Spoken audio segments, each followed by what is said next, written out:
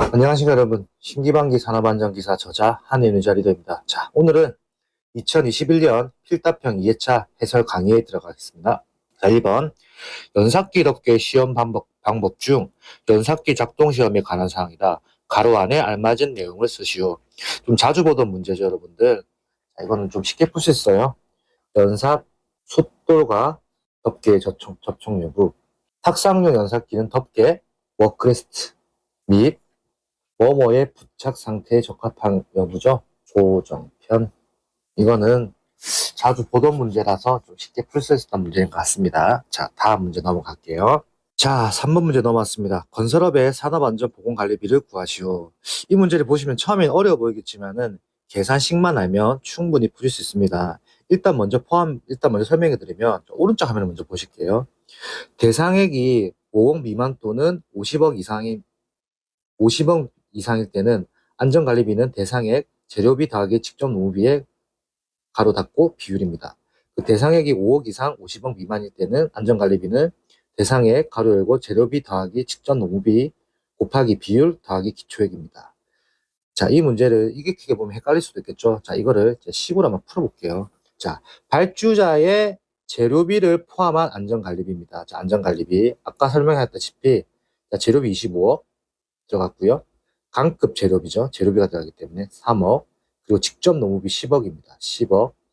그렇게 하고 0.0186 뭐냐? 요율이 들어가겠죠. 0.0186 더하기 기초에 534만 9천원이 들어갑니다. 이거를 공학용 계산기로 풀면 7,600만 2만 9천원이 나옵니다. 자, 2번.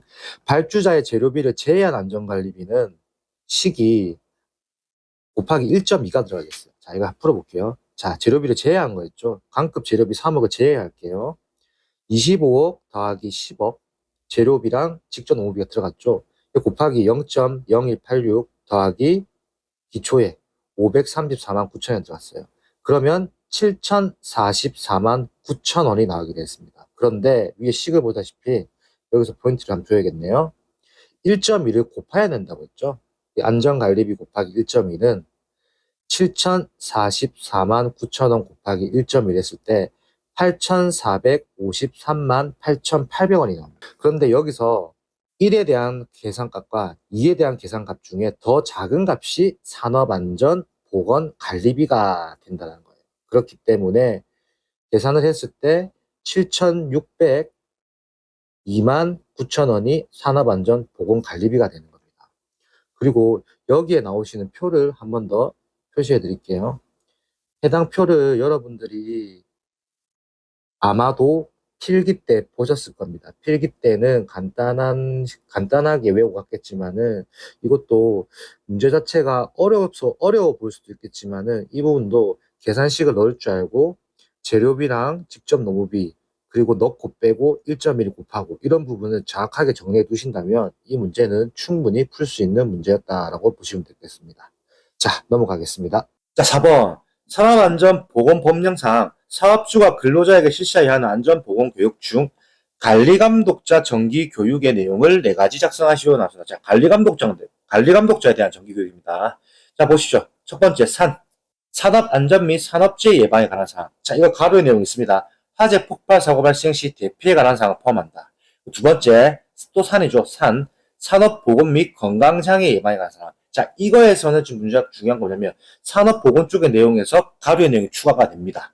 이 내용 중요합니다.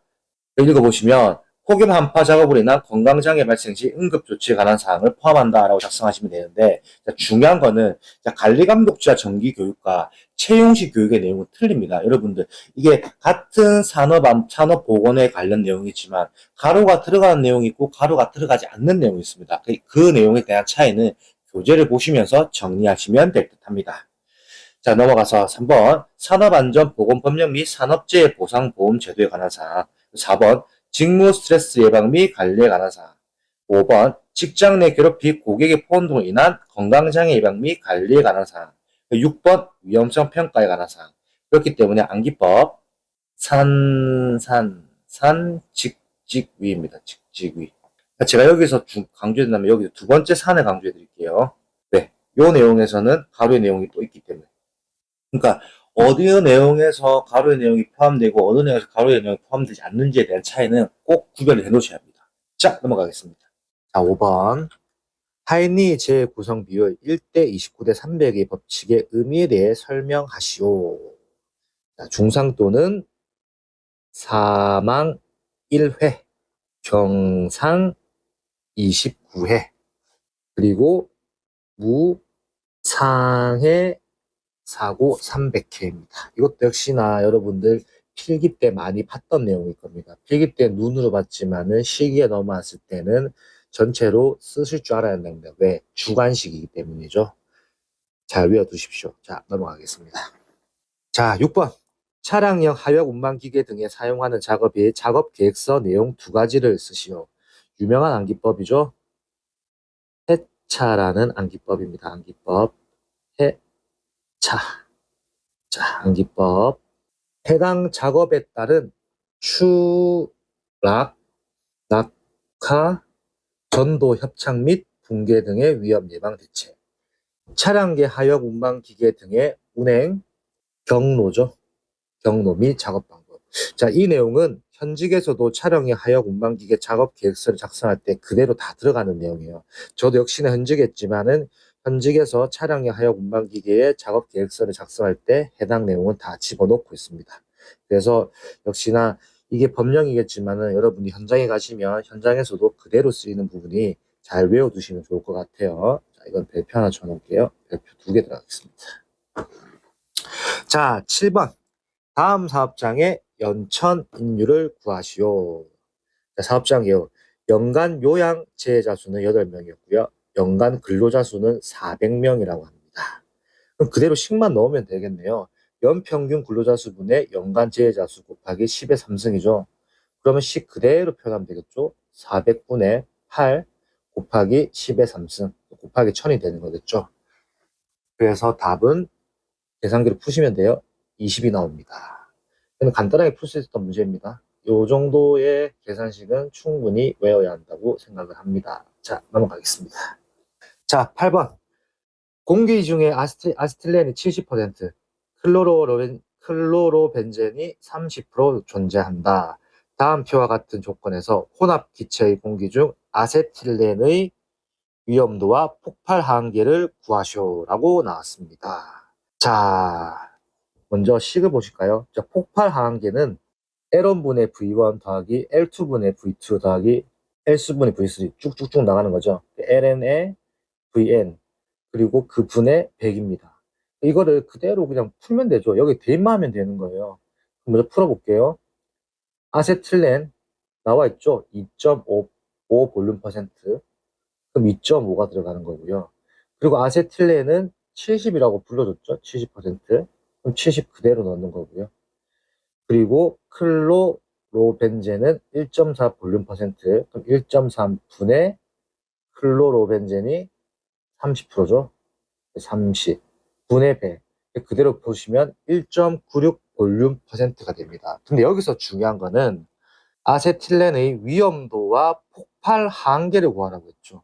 그러니까 아세틸렌의 위험도는 폭발 하한계 분의 폭발 상한계 마이너스 폭발 하한계입니다. 그럼 그대로 넣으면 되죠.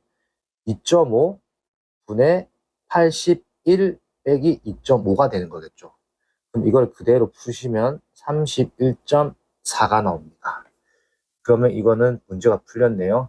아세틸렌의 위험도와 폭발 한계의 값을 둘 다 구한 게 되는 거겠네요.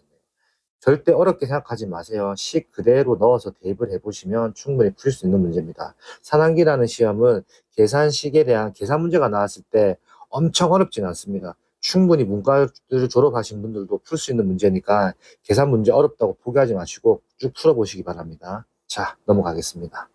자, 위험 장소 경고 표지를 그리고 색을 표현하시오. 자, 바탕 노란색이네요. 노란색. 도형 및 테두리는 검정색이죠. 바탕은 노란색, 도형 및 테두리는 검정색으로 되는 겁니다. 아, 색이 들어갔네요. 지울게요. 다시 적어드리면 검정색이 되는. 자, 바로 넘어가겠습니다. 그리고 경고 표지에 관련된 문제는 저희가 안전보건 깜지 노트를 카페에 올려놨습니다. 안전보건 깜지 노트가 저희 네이버 카페에 무료로 배포하고 있으니 카페에 가입하셔서 안전보건표지 깜지 노트를 다운받아서 쓰시면 될 것 같습니다. 자, 그럼 10번. 산업안전보건법령상 비계, 달비계, 달대비계 및 말비계는 제외한다. 비계의 높이 2m 이상인 작업 장소에서 설치해야 하는 작업 발판 관련 다음 가로에 알맞은 것을 넣으시오. 자, 발판 재료는 작업할 때 하중을 견딜 수 있도록 견고하게 할 것. 작업 발판의 폭은 40cm 이상으로 하고 발판 재료 간의 틈은 3cm 이하로 할 것. 다만 외줄 비계의 경우에는 고용노동부 장관이 별도로 정하는 기준에 따른다. 추락의 위험이 있는 장소에서 뭘 설치해야겠죠? 안전 난간을 설치해야겠죠. 안전 난간. 이 문제도 많이 나왔던 문제라서 조금만 공부하시면 푸실 수 있는 문제 같습니다. 자, 넘어가겠습니다. 자, 12번. 크레인 작업 시작 전 점검 사항을 쓰라고 나왔네요. 일단 암기법 먼저 들어갈게요. 건주와라는 암기법입니다. 건주와가 되는 거죠. 와. 자, 1번. 건가 방지 장치 브레이크 및 클러치죠. 클러치 및 운전 장치의 기능. 주행로의 상층 및 트롤리죠. 트롤리가 횡행하는 레일의 상태. 트롤리가 횡행하는 레일의 상태는 저희 유튜브 보시면은 그림 및 사진으로 해서 짧게 설명해 놓은 영상이 따로 있습니다. 주행로의 상층 및 트롤리가 횡행하는 레일의 상태.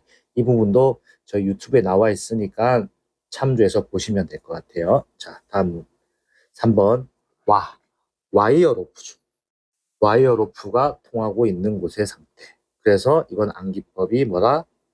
건주와라고 되는 겁니다. 건주와. 잘 봐놓으시면 될 것 같아요. 암기법. 건주와. 자, 넘어가겠습니다. 자, 13번. 지게차 헤드가드가 갖춰야 하는 조건 3가지를 서술하시오. 자, 상부 틀의 각 개구의 폭도는 길이는 16cm 미만으로 할 것. 자, 강도는 지게차 최대 하중의 2배가 되겠죠. 2배.